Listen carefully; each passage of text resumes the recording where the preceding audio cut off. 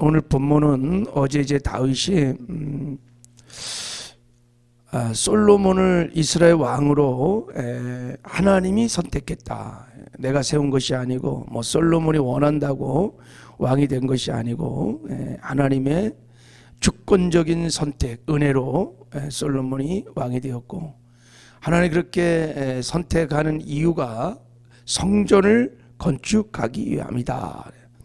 그러니까 성전 건축은 솔로몬 왕의 또 모든 백성들의 사명이었습니다. 사명. 이제 그 사명을 말씀하고 오늘은 이어서 이제 성전의 설계도에 대해서, 성전의 설계도를 이제 전해주는 것입니다. 설계도, 성전의 뜰, 성소, 지성소는 어떻게 만들어야 되고 그 설계도를 다 솔로몬 왕에게 전수를 하고 있는 것입니다. 성전의 방, 성물의 곡간들, 성전에 사용할 모든 성물들의 그것을 금으로 만들면 금의 무게는 어떻게 할 것이고, 은으로 만들면 은의 무게는 어떻게 할 것이고, 다 전수를 하는 거예요. 여러분, 건축을 할 때 반드시 설계도가 필요합니다.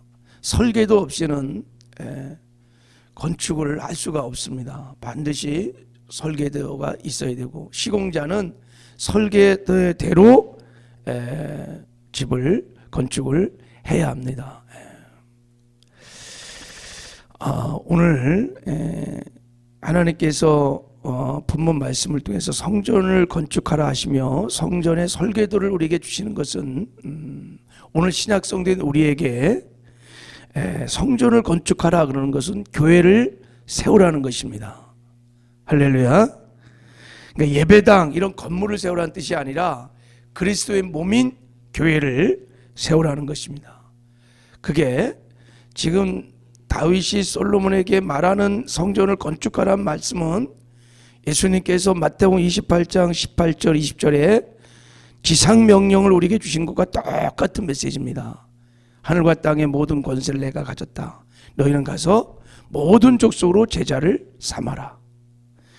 그 말은 한마디로 말하면 교회를 세우라는 것입니다. 그러니까 저와 여러분 모든 신약의 성도들은 다 교회를 세우는 일꾼으로 다 부르심을 받은 것입니다. 할렐루야.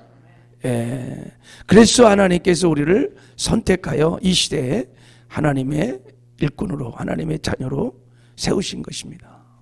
그러니까 오늘 본문을 읽을 때 나에게도 동일하게 말씀하시는 하나님의 메시지로 듣는 은혜가 있기를 바랍니다. 우리 교회 성전 건축 다 지었는데 그런 뜻이 아니에요. 그리스도 몸인 교회를 세우라고 말하는 것입니다. 자, 오늘 본문 말씀을 통해서 우리는 교회를 세우는 중요한 원리를 깨닫게 됩니다. 교회를 세우는 일꾼으로 부름을 받은 저와 여러분에게 중요한 메시지이기도 합니다. 자, 우리 한번 11절 12절을 한번 읽어보겠습니다. 시작. 다윗이 성전의 북도와 그 집들과 그 곳간과 다락과 골방과 속죄소의 설계도를 그의 아들 솔로몬에게 주고, 또 그가 영감으로 받은 모든 것 곧 여호와의 성전의 뜰과 사면의 모든 방과 하나님의 성전 곳간과 성물 곳간의 설계도를 주고, 거기 보면 설계도를 그의 아들 솔로몬에게 주고, 또 12절에도 설계도를 줬어요. 설계도를 줬어요. 왜 설계도를 줬을까요? 성전 건축을 설계도대로 하라는 거예요. 자, 18절도 한번 봐요. 18절 시작. 또 향단에 쓸 순금과 또 수레곧 금그릇들의 설계도대로 만들 금의 무게를 정해 주니 그 그릇들은 날개를 펴서 여호와의 언약궤를 덮는 것이었더라. 설계도대로 만들 금의 무게를 정해줬다 그랬어요. 성전 건축은 자기 마음대로 자기 생각대로 지으면 안 된다는 거예요. 하나님이 디자인하신 설계대로 그렇게 성전을 지어야 하네.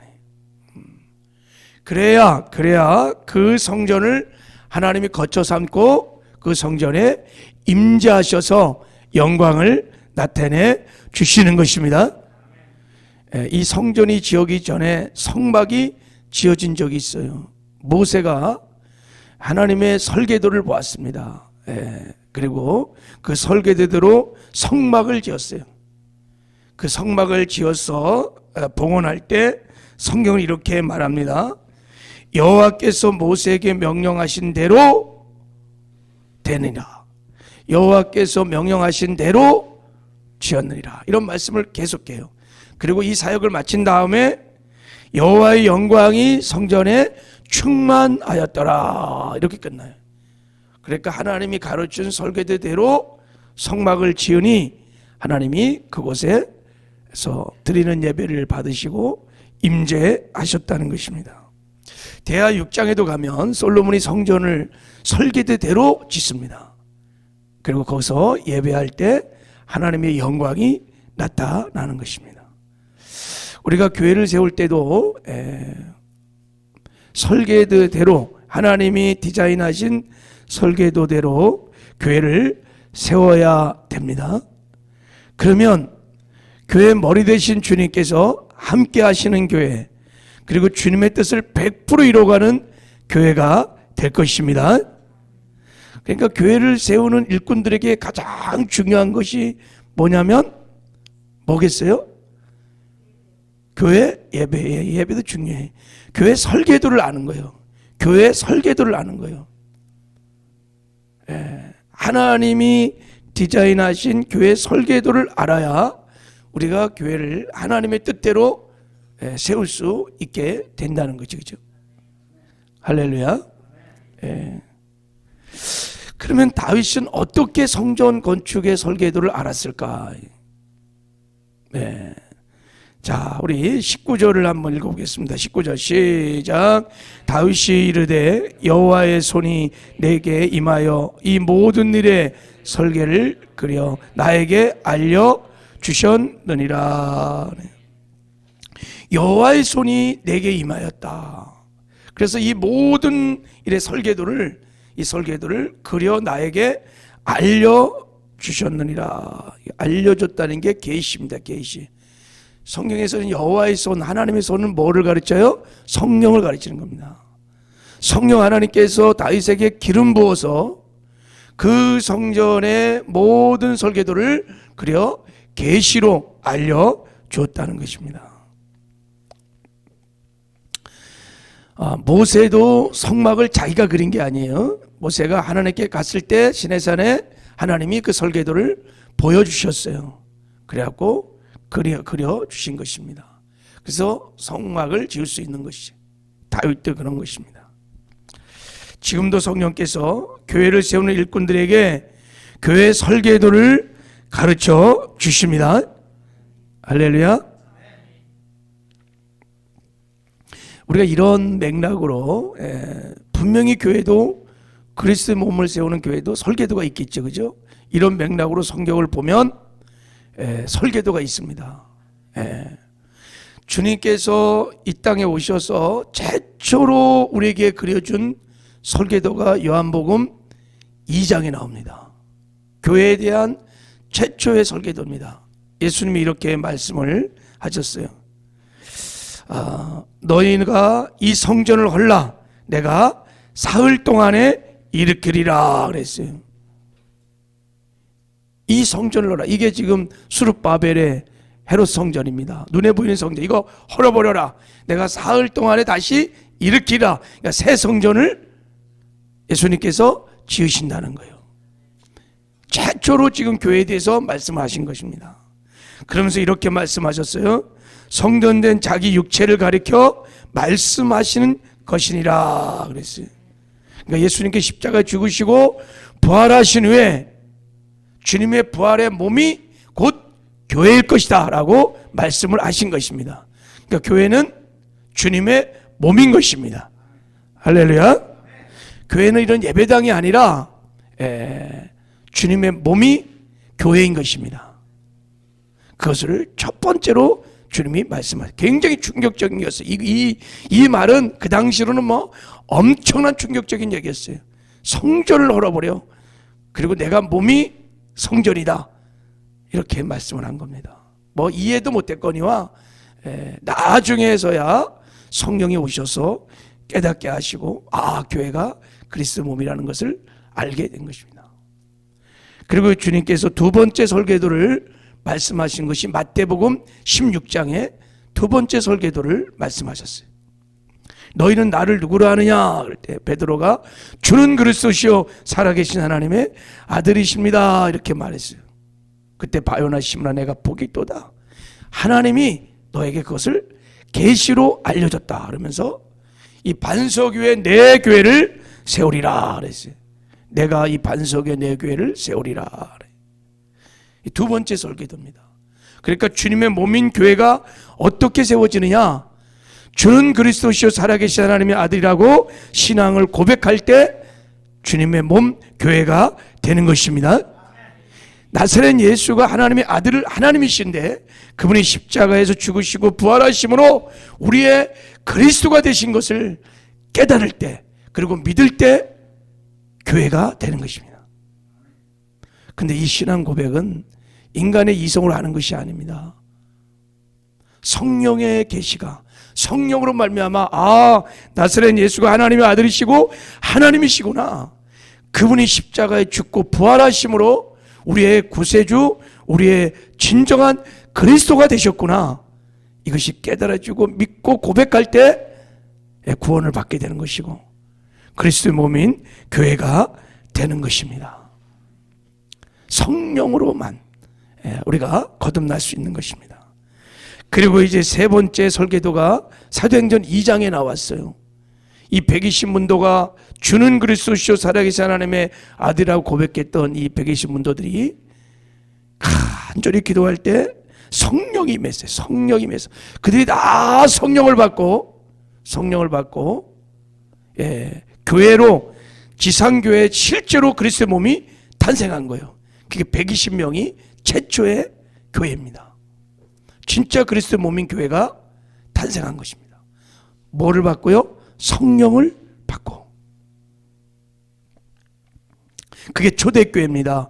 하나님이 디자인하신 설계도대로 지어진 원형교회입니다. 지금도 교회는 여러분 이렇게 주님의 설계대로 지어주는 줄 믿습니다.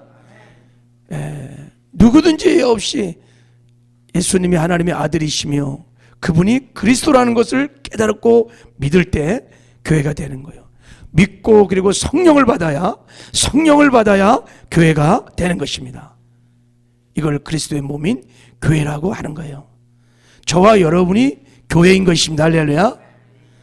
어떻게 지어졌을까요? 성령을 통해서 여러분이 예수가 그리스도임을 깨달았고 믿고 그분을 영접했기 때문에 그리고 성령을 받았기 때문에 여러분이 그리스도의 몸인 교회가 된 줄을 믿습니다.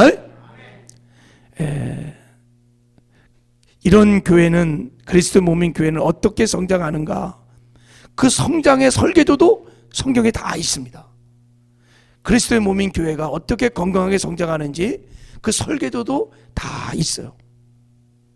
그 설계대로 교회가 성장하게 되어 있습니다.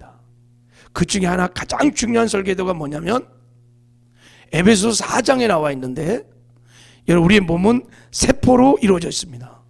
우리 몸은 세포를 통해서 날마다 성장하는 것입니다. 세포, 이걸 영어로 셀이라고 하는 거예요. 그러니까 그리스도의 몸인 교회도 세포로 성장하게 되어 있습니다. 그 세포가 뭐냐면 목장입니다. 목장. 그러니까 그리스도의 몸인 교회가 건강하게 성장하려면 반드시 목장을 기초로 해서 세워져야 교회가 건강하게 성장할 수 있습니다. 목장이 죽으면 그리스도의 몸인 교회는 죽어요. 목장이 왕성히 자라나면 그리스도의 몸인 교회는 살아나게 되어 있습니다. 우리가 세포가 죽으면 몸이 죽는 거예요. 세포가 돌연변이로 변하면 그게 암세포라는 거예요. 그럼 몸이 죽는 거예요. 그게요. 그래서 하나님은 그리스도의 몸인 교회가 목장을 중심으로 성장하게 되어 있습니다. 우리의 신앙도요, 우리가 성전이잖아요. 우리가 어떻게 성전이 되었습니까? 예수가 그리스도시며 하나님의 아들인 것을 고백할 때 성령을 받아서 교회가 됐죠. 우리 그리스도의 몸인 저와 여러분이 어떻게 성장합니까? 하나님이 디자인한 정말 균형 잡힌 건강한 성도로 신앙이 성장하려면 반드시 목장 생활을 해야 합니다. 목장에 들어가서 목장 생활을 해야지만 균형 잡힌 신앙 성장을 할 수 있습니다. 그게 하나님이 디자인하신 방법인 것입니다. 그래야 신앙이 쭉쭉쭉쭉 자랄 수 있습니다. 바라기는 우리가 교회를 세우는 일꾼의 사명을 받았습니다. 여러분, 나도 하나님의 성전이니까 나도 건축해야 돼. 계속해서 그리스도의 장성한 분량까지 성장해야 되고, 그리고 또 우리가 다른 사람들도 그리스도의 몸으로 우리가 세워가야 합니다. 그러려면 이 십자가 복음을 전해야 돼요. 예수가 그리스도이심을 전해야 됩니다. 그리고 그들이 성령을 받게 하셔야 합니다. 성령을 받은 다음에 거듭난 이후에 그들이 반드시 목장 생활을 하면서 신앙생활을 하도록 도와야 합니다. 그래야 신앙생활을 그렇게 해야지 성장하게 되어 있습니다. 그의 인격이 변하고 성품이 변하고 그리스도의 장수한 분량까지 주님의 제자로 성장하게 되어 있습니다. 이게 주님의 설계도예요.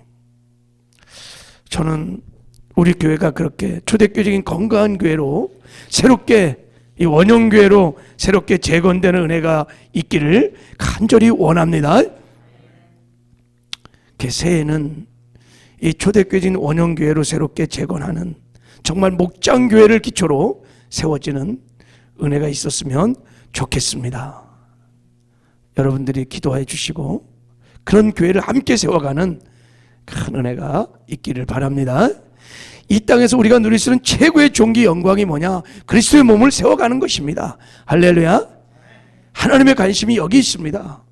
여기에 사명을 걸면 여러분, 하나님이 이 땅에서도 다 책임져 주시고 또 축복하시고 그 나라 주 앞에 서는 날 정말 칭찬과 상급과 면류관을 얻게 될 것입니다. 그리고 마지막으로 다윗이 솔로몬에게 말합니다. 성전 건축은, 교회를 세우는 것은 하나님이 보장하는 일이다. 하나님이 약속하신 것이다. 그래 너 두려워하지 마라. 그러면서 아주 중요한 메시지를 말합니다. 자, 20절. 자, 한 번만 읽고 마치겠습니다. 같이. 자, 시작.